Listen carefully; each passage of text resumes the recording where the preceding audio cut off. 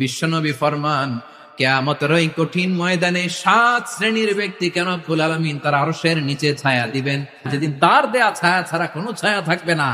এর প্রথম হচ্ছে ইমামুন আদিল, ন্যায়পরায়ণ শাসক। চিল্লায় বলেন সুবহানাল্লাহ। সুবিচার, সুশাসন। প্রিয় ভাইয়েরা, এটা আমরা বাংলাদেশে চাই কি চাই না?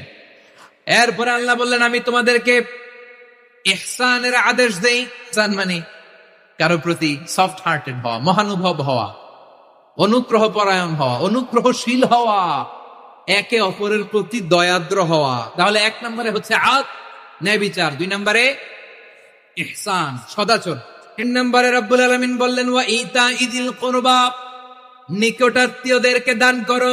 যারা তোমাদের ব্লাড কানেকশনের আত্মীয় তাদেরকে তোমরা দাও। নিকটাত্মীয়দেরকে তাদের অধিকার, তাদের প্রাপ্য তোমরা বুঝিয়ে দাও।